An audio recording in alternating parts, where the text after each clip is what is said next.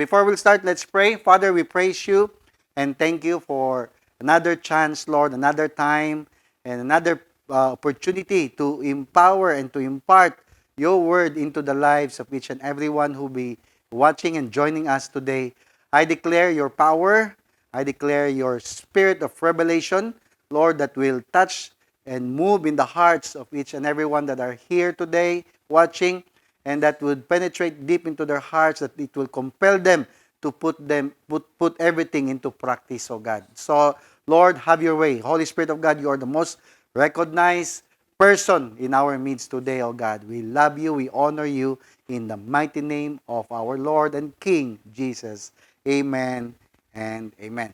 All right, so as we will continue, no, I don't want to snatch much of the time na mahutdan ko kay ako ning paspasan kay para makuha nato unsa ang purpose why we have this series Rise Up. No, again, we are already in our part 5 of Rise Up series.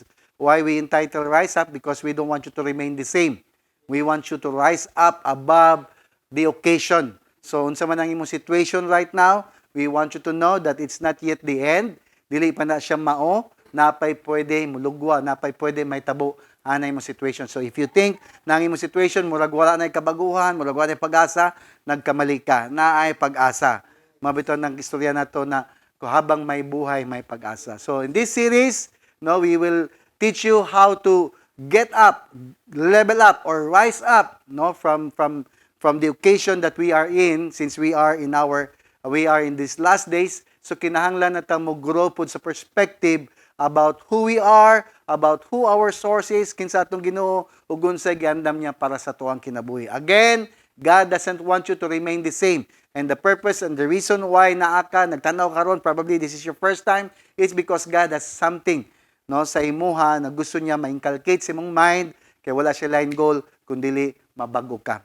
Alright, so this series is not only teaching you about life of a true kingdom citizen, but this is also the standard, the lifestyle, or the core values of a true TGFM follower, TGFM leader. Okay, mga disciple man tatanan ni Lord Ray. That's why we have these key verse in the book of Romans chapter 12. Romans chapter 12 verse 2, it says, don't copy the behavior and customs of this world, but let God, come on, tell somebody, let God transform you into a new person. Paano? How? The way you think. So everything starts in changing the way you think, because if it is important na kung naay gusto mabago sa imong kinabuhi, dapat sugdan nimo pagbago sa imong unahuna. Kinahanglan kabalo ka mo renew, mo change sa imong mindset. Then you will be able, the Bible says, then you will be able, you will learn to know what God's will is for you, which is what? Good and pleasing and perfect. So ang will ni Lord na gusto niya nga ma-learn, masabtan nimo is what? Good. Dili lang good, pleasing pa jud saya, and more than that, it's perfect. Mao na nagagreet gitag perfect day, perfect morning, perfect afternoon, perfect evening, perfect night. Ano man, dili ka perfect, pero ang will sa Lord perfect. Kaya i-declare nato ng word na perfect. Ini mo tapad, perfect. Ha, inda sa pigas, perfect ka. Ha, padulong na. Okay? So that's why we have this tagline, transforming lives, transforming nations. And so for the past 5 weeks now, we have discussed and talked about the acronym of what it means to be transformed. No, gikuha nato ng kaning mga ang characteristics of how we can become transformed, how we can have the kingdom lives, how we can have the core values, how we can embrace, and what is the core values and lifestyle of a true kingdom citizen, and it transform global faith ministries leaders. Okay, so from the word TRANSFORM, then gikuha na to ang word na truthful. We discussed that 4 weeks ago, and then we talk about being radical. That we don't want you to be timid and shy and walay murag padayon lang sa kinabuhi. No, we want you to be radical because our Lord is radical. Then last week we talked about being available, that you should do your part. God is always there, but it is important to do your part also. And today we will talk about nurture, how we will nurture or nurturing covenant relationship. And we will move on next week sa word na servant leadership, and then understanding about futuristic, then what is obedient, and what is relevant, and what is mentored. So today we will highlight the word nurture. Come on, say it with me, nurture. Okay, unsa pasabot sa nurture? Ingon ni Miriam, kailan mo Miriam? Merriam-Webster. Okay, dictionary. Ingon siya, nurture is also training or upbringing. Okay? It's to supply with nourishment. It's to educate. Pero ang ganahan ako nga term magamiton is to further the development. To nurture is to develop, to advance, to cultivate, to encourage, to forward, to foster, to further, to incubate, nourish, nurse, and promote. So how many of you believe that the word nurture is leveling up, rising up, meaning advancing? Hindi mo dapat advancing. Come on. So in our relationship, because we are called to nurture covenant relationship, no? Ibig sabihin, nagitawag ta and atong kultura is gina-advance nato ang atong relationship. Gina-move nato further in developing our relationship not only to our God, but to each other, with each other. So kung nag-grow ka further, no, in our relationship, intimate relationship with our God, automatically, you will also grow in your relationship with other people around you. Nabata diha.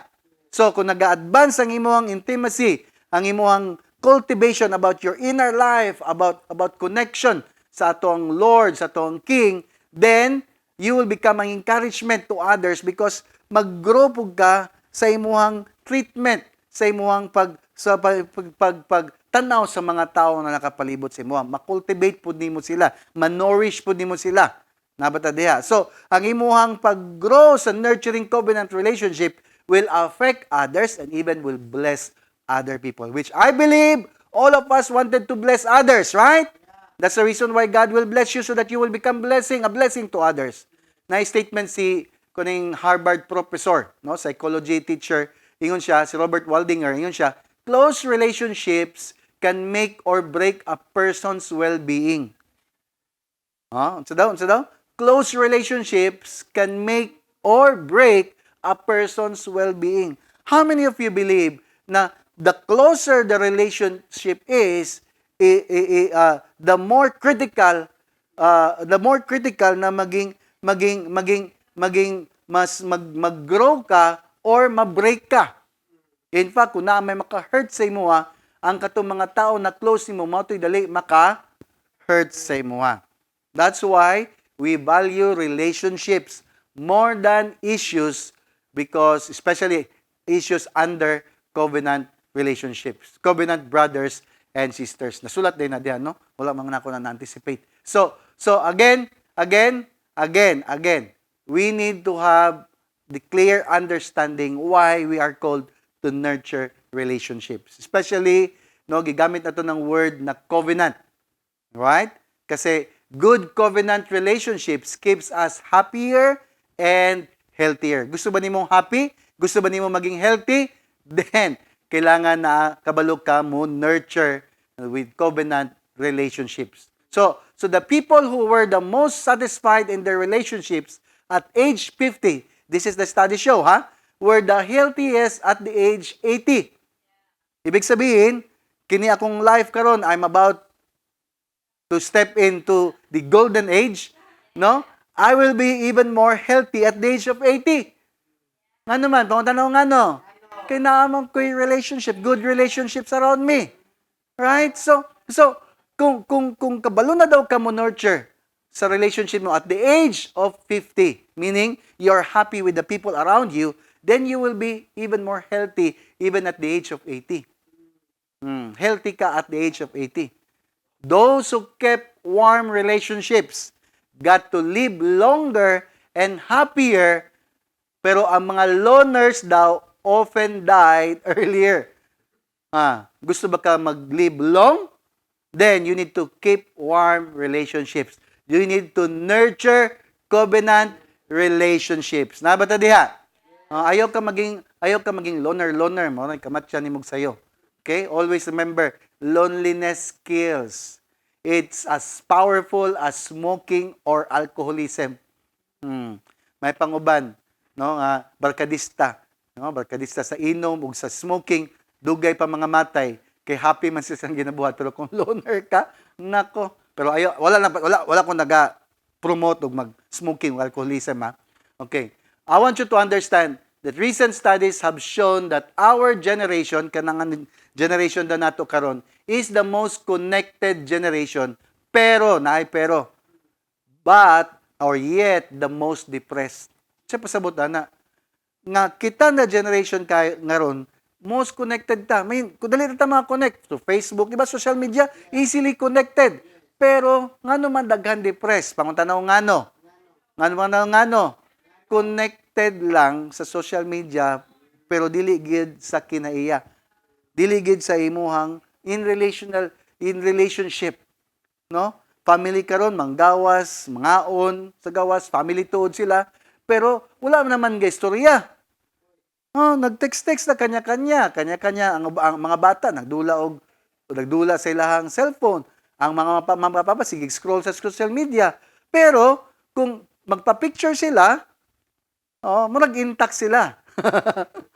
Pero disconnected. Yet this generation is the most connected pero disconnected.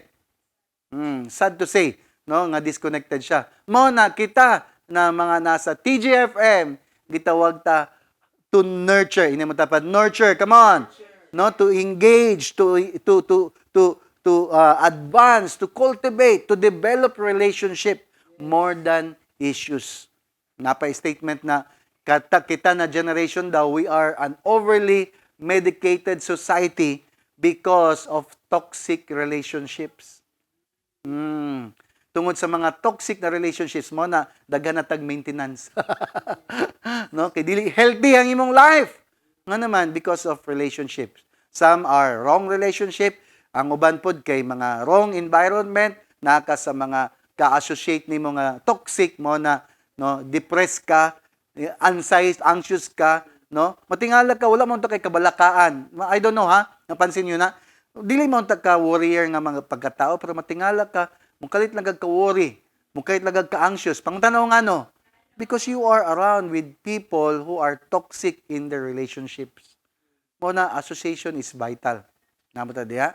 But again, di man nato pwede tanggalon nga kita ng mga tao are wired, no, biologically to form relationships. Muna, gibutang ginato, we choose to add the word covenant. Kasi para kabasabot ta, kinsa ang atong in-nurture nga relationship. Nga di lang ta mo nurture og relationship sa masking kinsa lang. Hello? Kinahanglan kabalutan mo pili pod. Nag-choose na to nurturing covenant relationships. We choose to add that word covenant in nurturing relationships nga naman because we know and we believe that apart from being in covenant with the Lord, lasting relationship will have no meaning. I hope magets ninyo na. Kung wala jud tay covenant before the Lord, if we are not covenanted before God, walay lasting relationship na may tabo. Ang relationship wala po'y meaning. Meaningful relationships can only be nourished under the new covenant enacted and established by the Lord. Okay, let's look at the verse in Hebrews chapter 9. Okay, kailangan kasabutan ni, ha? Ingon diri, that is why he is talking Jesus. He is the one who mediates a new covenant. Okay? Because in the old covenant, lahi man ang ways, by laws man. But in our new covenant, between God, gimediate na daw ni Jesus, no, ang new covenant between God and people. So that, para na ang tanan who are called, tanan nga gitawag, can receive eternal inheritance, God has promised them. Nga naman, for Christ died to set them free from the penalty of the sins they had committed under that first covenant. Again, In the first covenant, in the old system, in the Old Testament, ang ato ang life is under the law and naay penalty ang atong mga sala. Mo na ang Old Testament time, mo na sila mga practices to pay their sins. Pero sa New Covenant, which Jesus, siya mismo, kabalutan no? Si Jesus mismo nag-mediate ani nga New Covenant between God. He died in behalf of us. He put himself in sacrifice para kita daw ug ang Ginoo ma-reconcile. So dili na ta mag-ihaw baka, dili na ta unsa pay buhaton mga exercises in the past, religious activities. Ano man, Jesus already had done that. Mo na it's important to believe in Jesus. It's important to accept Him and acknowledge Him as Lord and Savior. Pangutanaw nga no. Kay kung dili ka, then ikaw mo pay sa penalty sa imong sala. Pero kung naka kay Lord, di na kinala mo bayad. Nga naman, gibayaran na ni Lord ang tanan nimong nabuhat na sala. Past, present, and even future. That's how good our God is. That's the Lord Jesus Christ. And He promised that we will have eternal inheritance. So, we are now in our new covenant relationship with God. So, under the new covenant, we are now restored. Nabata diha? Because of Christ, we are now in covenant relationship with God. Eternal na ni. Eternity, all throughout eternity, connected na ta kay Lord. We are now at peace with God forever. Nabata diha? So, wala na dapat kabalo ta na from time to time makasala ka, pero si Lord faithful man siya. Covenanted naman ta with Him. So, even if miputol ta sa tong covenant sa iya, di na niya maputol ang iyang covenant sa tuwa. Hello? Nga naman, because God is faithful. Masking unfaithful ta, mao na di jud ka makalingkawas kay Lord, kuwaon jud ka niya. Nga naman, para mabalik ka. Whether we like it or yes, you are under the new covenant. Except, kung i-renounce mo nga, dili mo Lord si Jesus. Then, ikaw ra po'y makaputolan na. Pero si Lord, wala gi siya mabuhat. He is bound to His word. Once you are a believer of Christ, then you are now under His new covenant, which is being restored, which is being totally, no, kay na-mediate naman, na restored na ka back, no, sa inyong relationship between you and our God, Father. Nabata diha? Under this new covenant from the Lord, nurturing covenant relationships is expected. Mao na kay covenanted naman ta kay Lord, kita na mga magtotoo, dapat covenanted po ta with each other. Tanawin mo tapad. Andam ba ka? Makig-covenant ana. Kay kumutuo ka kay Lord, tuhuan mo, nga dili lang ikaw magtotoo kay Lord. Tanan magtuo kay Lord under new covenant man. Mo na, we are called now brothers and sisters. Whether we like it or yes. Igsuon na nimo na imong tapad. Di mo parehag na wa jud, di man na. Pero wa kay choice, but you are now brothers. We are now brothers and sisters in Christ. Nabata diha? Okay? So our relationship with each other now is under the new covenant. And under this new covenant from the Lord, nurturing covenant relationships is expected. Pangutanaw nga no? Okay. Ingon si Jesus John chapter 13 verse 34-35. So now I am giving you a new what? Commandment.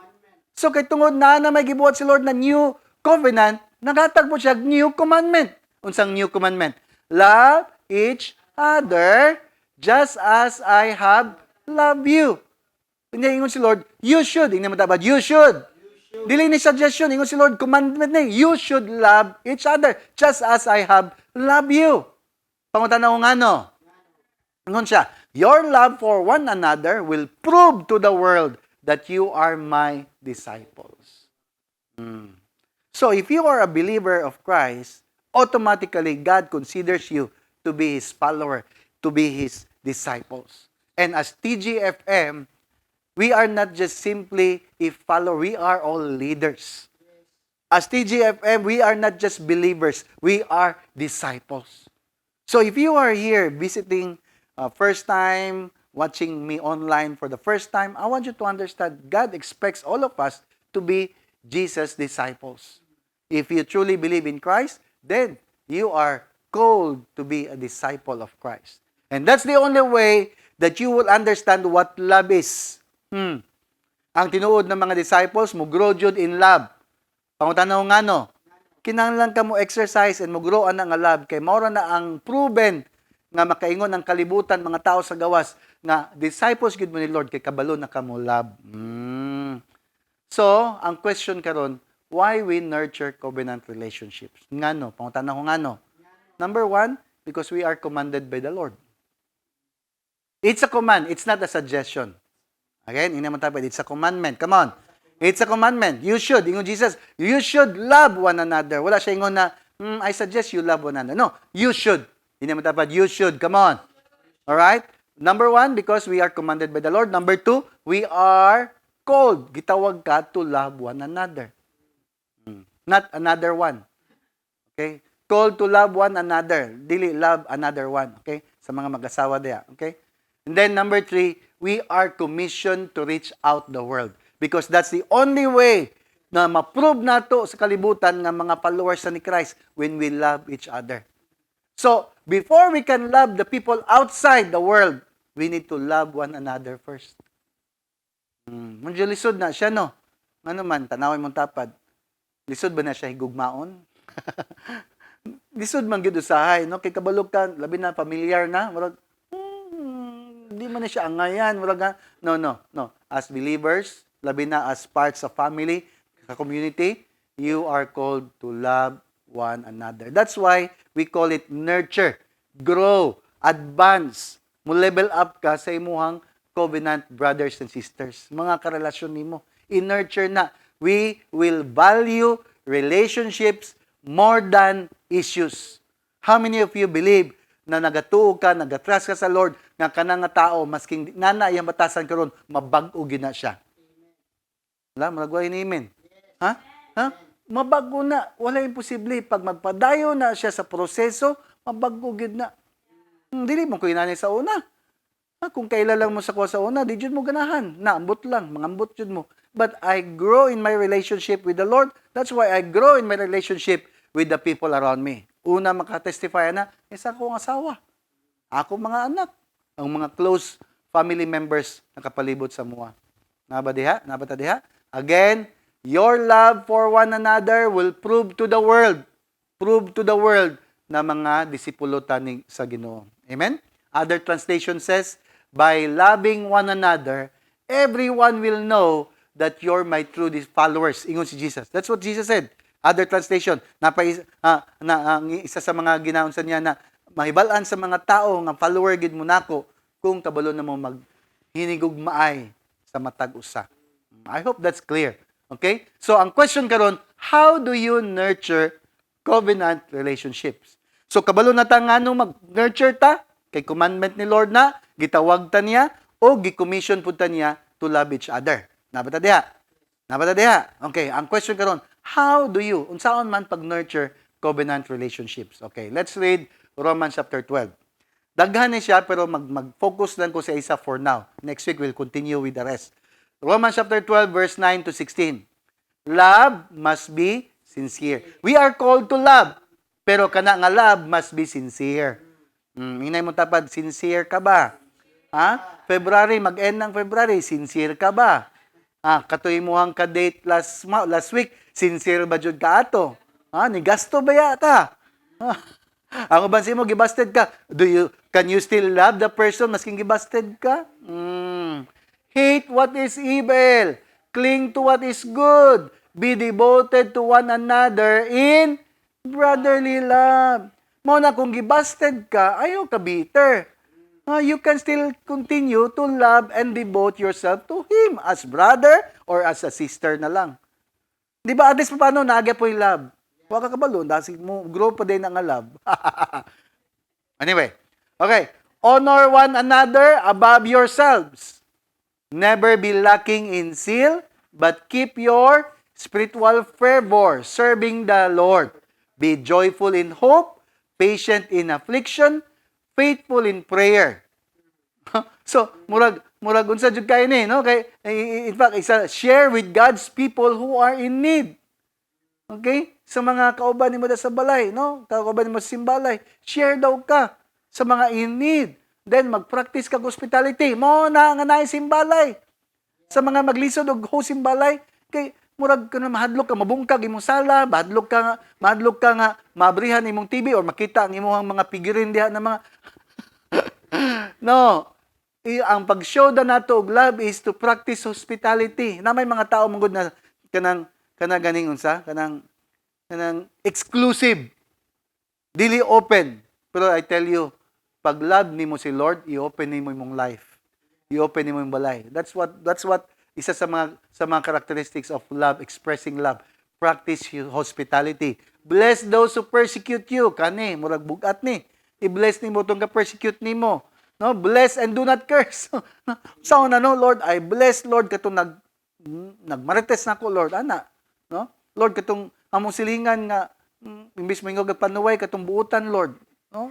I-bless nimo dili nimo i-curse. Then rejoice with those who rejoice. Kani isa pa ni.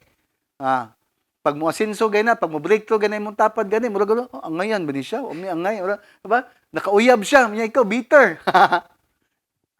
Sa ba? Kanang basta mag-rejoice ka with those who rejoice. Then mourn with those who mourn. Di kay mourn na ikaw, meresi, kiat ang dagway. No. If we are called to nurture covenant relationships, we will be happy kung happy ang uban. Gahappy ka, gamaya ka. Hindi akong panahon sa morning, mag-mourn pug ka. Dili kay, nag-mourn na gani siya, ikaw, basta, kaya na, oy, dili. Kapag kabulo pug ka mo sympathize.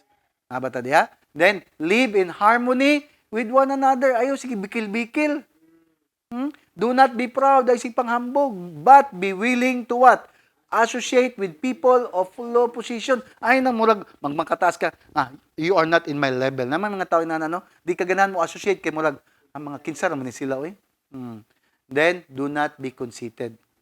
So, kanina mga passages, kanina mga scriptures reveals a number of characteristics on how we can nurture genuine fellowship or nurture relationship. Nabata diha? So, naay 5 ways to nurture covenant relationships or mo ni siyang ginatawag na mga building blocks to have genuine fellowship. Kaysa simbalay, baya, no? Fellowship, baya na. Hello? Pila sa inyo hada makarelate na ba? Pagkauman ninyo paminaw sa kuwa, na may fellowship, magkinaunay, na uban diya, wapagay na kampo, nagpudit, nagpagkaon. No? Ang uban diya, kay wala magina naminaw sa kuwa, kag ginahon na, gatanaw ng matana sa table, kung sa giluto ni ate. Ikaw pa'y giimbitahan, ikaw pa'y magunaw nagkaon, wala sa inyo simbalay na, no? So, pero naay mga inana mga tao, unique magud ng mga tao, kanya-kanya na motivation. Pero, kininang 5 ways on how we can nurture, building blocks daw ni siya, to have genuine fellowship as mentioned kato sa book of Romans. Andam na ta. Number one, authenticity. Authentic ka ba? Kaya importante, dapat authentic ka, dili autistic. Kaya yung mga tao, autistic, dili authentic. Ingon the Bible, love must be sincere. Ini mo tapat, be sincere ka ba? Ina siya, sincere ka ba? Don't just pretend to love others. Really love them. NLT version na. Sa King James Version, New King James Version, let love be without hypocrisy. Ang sincere na love, dili hypocrite. Kabalo mo, kung tanaw na to ng word na hypocrite, sa old manggod, sa unang panahon, no, nganing mga actor sa Greek, ang ilang ginabuhat sa mga actor sa una, kay kaning word na hypocrite, sa ilahang panahon, in the old Greek translation, sa Greek old Greek translation, ang tinuod na unsa ani, ang tinuod na translation meaning actor. Mga actor kay nga naman ang mga actor sa ilang panahon sa una gasuot og maskara. Nga naman kay they are playing a character, naslay role. Okay? Like for example, karon kanang mga artista, no, like kisa ba nang dugay matay, antod karon buhi pa? Si Cardo, Si Cardo. Mana. No, ang uban mga tao dugay ba matay ning Cardo, no? Ansa? Batang Quiapo na. So, Pero but they are not the real person. They are just playing a role. Character. No, remember na ako sa una, sa panahon na mo to, katong mga batang yagit, naay kalaban ang mga bata nga panganlag buhaya. Buhaya. Kabalo mo, tinuod niya. Even, I remember, si Paquito Diaz, kalaban man sila permente ni Fernando Po Jr. Sa mga makarelate lang. No? Nakaabot na siguro ng ban. Na kontrabida permente kato si Paquito. Pag, sa personal, naging mga fans ni Fernando Po, nagihapak si Paquito. Kaya naglagot sila kay kontrabida. So, but they are just playing a role in a play. So, same thing. Kaning gigamit na word na do not let love be without hypocrisy, sa original translation na ni is the Greek word na ginatawag actors. Okay? Nga naman, kay muadto maguni sila sa backstage, suot og mask, and then play that role sa mask, and then balik na po sa backstage, suot na po lain mask. Kay para mo play na po siya sa another role niya, and come out again in different role. So gitawag ng mga actors sa una, mga hypocrites. Pero karon ang mga hypocrites, kato mga tao nga dili authentic. Okay? Nga naman, kay mga tao nga dili authentic, murag na yung mga maskara. Tanay mo tapad. Hindi na siya hubuan na nabe. Ha? Wala sa simbalay, wala sa simbalay. But understand, if you want to build or nurture relationship, kanang genuine na relationship, dapat magpakatotoo ta. Napata diha? Hello? Kinahanglan ta maging true. You know, Passion Translation says, let the inner movement of your heart always be to love one another and never play the role of an actor wearing a mask. Lisod kayo if masagulan ka sa fellowship nimo, no, sa inyong unsa nga naay mga ga-pretend lang diha. But although ang mga pretentious na mga tao pag ma-confront na sa word of God manggid, mausab manggid na. Kay di man jud ka maka-hide kay Lord. Pwede ka maka-hide sa imong mama, sa imong papa, sa imong spouse, maka-hide ka sa mga tao na kapalibot, but you can never hide from the Lord. Mao na importante na ang inyong nurturing na relationships under covenant relationship. Nga naman, kay kung wala under the covenant, dili under the new covenant of the Lord, kaya ra jud kaayo magpaka-hypocrite. Mark my word, mga friends nimo sa gawas nga dili under the covenant, new covenant of the Lord, walay relationship kay Lord, kaya ra gid nila maging aktor. Pero pag musulod na siya under the new covenant, believer of Christ, di ginakagwanta, i-expose gud niya yang sarili. Amen ba? Matingala mo ngano na ay magtestimony nga ani siya before. Wala makabuhat ana og normal. Di man ka muamin. Ako di man ko muamin sa una nga pila ka magbabae na ako. Pero katong time na kaila ko kay Lord, na experience na ko si Lord, naka-divine appointment ko, dali ra kay na ako na confess akong wife nga nako ani nga mga problem before. Because dili ka pwede maging hypocrite in the eyes of God. Are you there? Stop being hypocrites. Nga naman, love does not wear a mask. If we're ever going to have real fellowship, real authentic relationship, then we gotta take off that mask we often put on. Amen ba? And kabaluta na pila sa kalibutan karon mga hypocrite. They appear to be like they're okay, but they are not. Kabalo ba mo, ana? Dakay mga tao sa labi na social media karon, abi nimo mga okay na. No. Pakitang tao lang na diya para makagain lang like, pero di gina. No, imagine mo akong paborito nga actor, si Robin Williams. Ganahan kay ko almost tanan yung mga movies ako na ginatanaw kay happy ko pag makakita ko sa iyang mga movies. Pero eventually, unsa na gitabo niya sa iyang sarili? Ha? Maka-devastate kayo nga magpakamatay ka na you appear to the people you are happy. So ayaw na. In the covenant relationships, we nurture covenant relationships under the new covenant nga naman because we want authenticity. Dapat authentic ta. Ayaw kadlok sa covenant nato with Lord, dili man kanya payaon, kundi ayuhon kanya. Para dili ka para magpuyo ka na authentic. Kabalo ba ka? Kung dili ka authentic, restless ka. Hadlok man ka kay hadlok ka masakpan. It's just living life in a lie. So if you're going to love people, You've got to be yourself. Hindi mo dapat magpakatotoo ka. Come on. The problem is, we often don't even realize we're wearing, kita mismo, we are wearing a mask. Muna, hindi mo dapat tanggalan na. So, how to be authentic in our fellowship? How? Para maging, unsaon pagiging authentic, kinahanglan man maging authentic, always stay in the light. Don't hide. Hindi mo dapat, don't hide, come on. Don't hide. No, mo bitaw na after ani karon natay sharing no, mag-sharing mo diha. Ayun na. So kung di pa nimo feel gid kayo mag-share, okay ra pod kayo. Take time, it's okay. Di pa nimo magust. Pero you can never stay no the same as magpadayon ka ning atong fellowship, as magpadayon ka sa simbalay. We want you to grow in your relationship with the Lord, covenant relationship with the Lord, so that you can be an authentic person sa mga tao na kapalibot sa imo. Lisod kayo na mag-play ka na murag aktor. Dili ka happy. Kasagaran mga aktor karon, dili gid happy. Nabata diha? Empty lang life because they are playing roles that are not real. Nabata diha? So, you need to stay in the light. Ayaw tago. Hindi mo dapat ayaw tago. Come on. 1 John chapter 1 verse 7, if we are living in the light, as God is in the light, then we have fellowship with each other.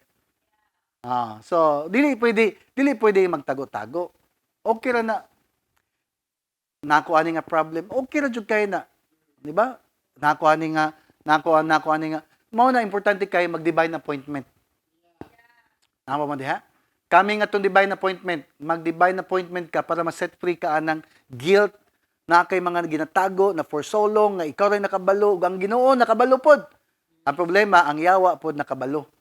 Mo na ginatago niya kay he is always in the dark. He wants you to be in the dark. So sa divine appointment na to, May 26 to 28, ayaw na palampas sa mo ni mong chance na ma-set free ka. Paminawan ng mga testimony sa mga naka-divine appointment, ma-amaze ka unsay natabo sa ila. Because God is a God of freedom. And the truth is the only way for you to be set free. And in Christ Jesus, you are like living in the light. As you are living in that light, then you can have true fellowship with one another without hypocrisy. Nabata diha? Si Rick Warren, ingon siya, revealing your feeling is the beginning of healing. Ayaw magtago-tago. Revealing your feelings. So, ikaw na naman ka kay Lord, ayaw na magtago-tago sa imong gibati. Karohon na nato niya, kay February baya. No, basi unyag, maski yun sa lang, kabalo ka na, ako gusto ko sa imo. Na, basi maka-offend na noon ka, no? So, revealing, I mean, those things that are hidden, things na you know that are unhealthy for you. No? You need to share it. No? Share it to someone na maka-help sa imo. Ay po, maski kinsa lang. Share it to people na para magaan. Di ba? Kada bang makashare ka sa kabugaton nimo, magaan ang imong pamati. And this is still revealing your feeling is the beginning of healing. Amen ba? Amen? Then, kaduha. Unsaon para maging authentic? Number 1, stay in the light. Number 2, kani importante ni, study the Word of God. Mo na natay Word of God. Natay pulong sa Ginoo. Okay, ganahan ko ani nga statement ha. Nako basahon sa inyo ha. Ingon diri, the very essence of life that keeps you alive, active and kicking. Ibasa naman ako ni before, are invisible. The only visible thing that can discern and judge those hidden things is Logos. What is Logos? The Word of God. So, pag mabasa jud kag Bible, ma-confront gid imong issue. Di jud ka katago. Ma-confront ko na ako man niyo. Nga naman, ingon ang Hebrews chapter 4 verse 12, for the Word of God is alive and active. Di lang alive, active pa. Mao na kung dili ka alive, ma-alive ka. Kung alive ka pero dili active, ma-active pa jud ka. Nga naman kay Word of God, ma-alive ka, ma-active pa jud ka. And then sharper than any two-edged sword and piercing as far as the division of soul and spirit. Now, take note of this. Kanang soul o spirit, di ko na ma-divide. Di ko mo na siya matunga. Uban, asa ang soul na ditong spirit. Pero ang Word of God, kaya niya i-divide. Kaya niya, ana siya ka-sharp, ma-divide niya, ma-identify niya unsay na si mong spirit ug unsay na si mong kalag. Sabta na to? Muna ang Word of God is very important. Muna ang mga Christians, mga believer, na way basa-basag word, di na mabago in character. Pwede ang uban diya, wala na sige, wala na ibisyo, wala na unsa, pero ang batasan mao ra gyapon kaya naman wala ma-confront ilang issue sa pulong sa Ginoo. That's why it's important to have the Word of God. Study, not just read, study. You learn. Mao na sa every Sunday we will learn the Word of God. Ano man, it will penetrate both joints and marrows. Maayo imuang arthritis ani. And able to judge the thoughts and intentions of the heart. So, mabalaan gyud unsay dagan si una unsay motivation nimo ma-confront jud ka pinaagi sa pulong sa Ginoo. So, only the Logos, only the Word of God is able to expose what is seen or what is unseen, hidden and within us. Only Logos is able to confront, correct our thoughts and motivations. And only Logos is able to transform us. Andam ba ka magbago? Gusto ba ka magbago? Study the Word of God for you to be authentic. Don't hide. Get the Word of God. The Word of God will confront your issues in life. For what reason? Para kabalo ka, mo grow, mo nurture sa imuhang brothers and sisters, covenant relationships. Amen? So, today, I want to pray. I end now, and next week we will continue to discuss the four characteristics, characteristics, building blocks on how we can nurture covenant relationship. But today, ang atong goal is to be authentic. Hindi mo dapat be authentic. Come on. Tanggalo na to ng maskara. Ayaw na magtaod na. If you are struggling, kay mo naghadlok ka, and fearful ka, it's okay. It's okay. Di po mo gust na i-process. That's why i-open na mo ni siya nga invitation nga natay divine appointment coming para si Lord yun ang mag-deal sa imo. Kaya usay hadlok magitag tao, no? Basil sa sutyon, pero kay Lord, grabe ka graceful si Lord, grabe ka loving, and He can touch you, heal you, and restore you as who you are and what you are, and unsay andam ni Lord para sa imo. Okay? So today I want to pray. Father, in the name of Jesus, thank you for the word. Thank you, Lord, that kami tanan, Lord, adres sa simbalay, nagatan-aw, Lord of God, will practice, Lord, authenticity para mag-grow in our relationship with each other. We will know how to nurture, advance, how to cultivate relationships, oh God. Na dili may mahimong toxic sa mga tao na kapalibot sa mo, but mahimo may blessing sa kadaghanan. And so I thank you, Lord, for restoring us back, Lord, sa mong relationship with our God. Lord Jesus, we thank you for mediating, Lord, us back to our Father, Heavenly Father, and we praise you and thank you. Sa mga wala pa nimo nahatag imong covenant before the Lord, you can pray the short prayer telling the Lord, I want to have a covenant relationship. I want to embrace this new covenant of having this love relationship with you through Jesus Christ. So I want you to just close your eyes and follow this short prayer with me. Make this your own personal prayer so that you can start to have love relationship, to have covenant relationship with our Creator. So follow this prayer with me as you close your eyes. Lord Jesus, thank you for you have died on the cross for my sins. Now, I am restored. I am back. I am at peace with my Father in heaven. Thank you, Lord Jesus, for the salvation, for the mediation imong gihatag for me. Today, I can enjoy love relationship with my God, with you, and with the Holy Spirit. I love you, Lord. I will praise you all the days of my life, building, nurturing, developing covenant relationship with you and people. In Jesus' name I pray. Amen and amen. Perfect day, everyone.